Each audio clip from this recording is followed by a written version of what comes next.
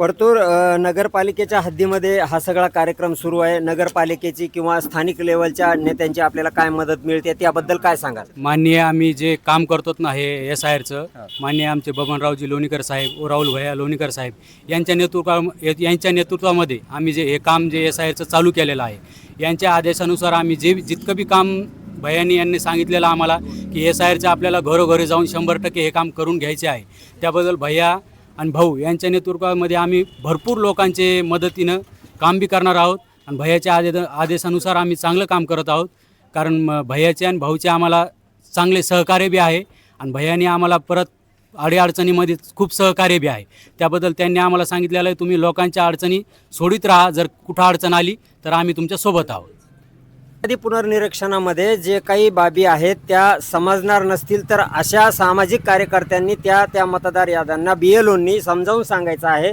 आणि त्याच अनुषंगानं या सामाजिक कार्यकर्त्यांचं म्हणणं आहे की आमच्या वरिष्ठ नेत्यांनी आम्हाला ज्याप्रमाणे गाईडलाईन दिल्यात त्या पद्धतीनं BLOंना सोबत घेऊन आम्ही या दुर्गम भागातील काही अशिक्षित वर्गाला समजावून सांगून या प्रक्रियेमध्ये सहभागी करून घेत आहोत. ही अतिशय आनंदाची बाब आहे. या आपण परत एक बाब विचारात घेणार आहोत की आता काही भागामध्ये या SIR संदर्भात संभ्रम आहे. ते काही त्यांना 100% ही कुठली प्रक्रिया याबाबत जागरूकता नाही. तुम्ही त्यांना काय सांगताय की याच्यामध्ये आपण सहभाग नाही घेतला तर काय होईल? आता आम्ही त्यांना असं सांगितलेलं आहे की याच्यामध्ये जर आपण सहभाग नाही घेतला तर 5 तारखेच्या यादीमध्ये यादी एक लागेल. त्याच्यानंतर मग आपल्याला परत वारंवार तहसीलच्या चक्रा मारावं लागतात. त्याच्या बेहतर आहे की आपण SIR आत्ता फॉर्म भरून दिलेला चांगला राहील. कारण आता जर आपण फॉर्म नाही भरला तर 5 तारखेच्या नंतर आपल्याला वारंवार चक्रा मारण्यापेक्षा आत्ता आपण फॉर्म भरून देऊन हे चांगलं राहील. त्याबद्दल आम्हाला माननीय बबनरावजी लोणीकर साहेब व राहुल भैया लोणीकर साहेब यांनी आम्हाला याचे भरपूर मार्गदर्शन केलेले आहेत की लोकांना तहसीलच्या चक्रा मारण्यापेक्षा आपण लोकांच्या घरोघरी जाऊन हे फॉर्म भरून घ्या.